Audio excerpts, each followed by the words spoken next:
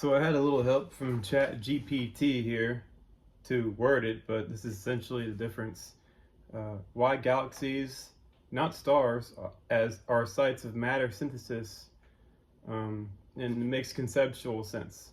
Number one, galaxies are island universes. So it says here, originally described by early astronomers like Immanuel Kant and later Edwin Hubble. I'm not sure if they actually said that. Hi, Celeste. They are self-contained, gravitationally bound systems with their own stars, planetary systems, elemental compositions, and central power sources, which are the AGNs, or active galactic nuclei. This isolation makes galaxies natural candidates for self-sufficient cosmic processing units. It's a weird way of putting it, including element synthesis. Number two, the single galactic nucleus equals the central reactor. Each galaxy has a massive core, AGN or SMBH. I think they mean black hole, but I don't believe in black holes. With enormous gravitational compression, extreme temperatures and energies, particle collisions exceeding stellar interior conditions. Yeah, we're talking billions of degrees Kelvin, not just millions, billions. In stellar metamorphosis, this is the ideal environment for fusion, especially for synthesizing heavy elements such as iron, nickel, and uranium. The contrast here for those. Fusion in stars is mainstream. I have fusion in galactic cores, spread across millions of stars, and this is concentrated in one region per galaxy. Mainstream is limited by hydrostatic pressure balance. In stellar metamorphosis, it's not limited.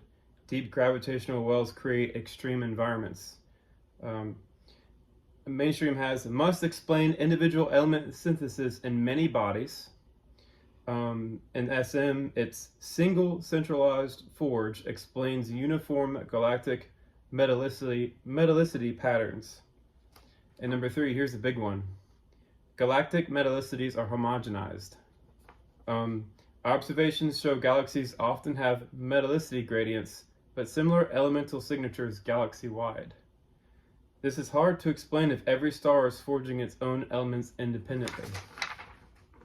If AGNs produce the heavy elements, then distribute them via jets and winds, which they do, uniformity and gradients make more sense. So basically, a galaxy is an island universe. When it's born, you can see it in radio frequencies because it emits two jets or a bipolar nebula. And that material spreads out into big clouds and it will start spinning and taking up a spiral shape. That's where matter synthesis happens, not inside of stars. Stars are the ashes or what came of the dissipation of the birthing of an entire galaxy.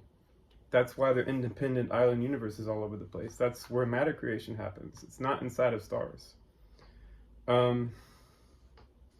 Galaxies solve the distribution problem. If matter is formed at the galaxy level, then distribution is naturally centrifugal from the center outward. Stellar metamorphosis can follow. Stars cool, lose mass, become planets. So yeah, they start young, hot, and big and bright, and as they cool and collapse, they become what are called the planets, which stay in the galaxy, or mix with other galaxies when galaxies collide with each other over time. And planetary and satellite systems are byproducts of mass loss, not separate formation events.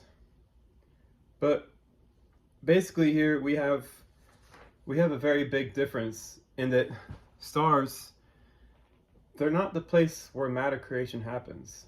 They're electrochemical, thermochemical, and gravitationally bound objects. Whatever happens inside of AGNs or active galactic nuclei is where the real energy takes place, where the real power takes place.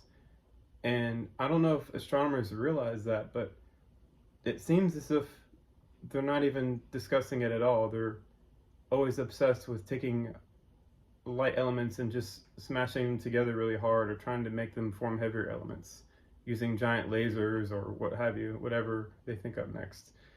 But there's something very unique and very different and very powerful that happens inside of new galaxies. And I don't think scientists really understand that because they don't have the correct perspective yet. They don't realize that it's the galaxy core that makes elements. All right, there you go.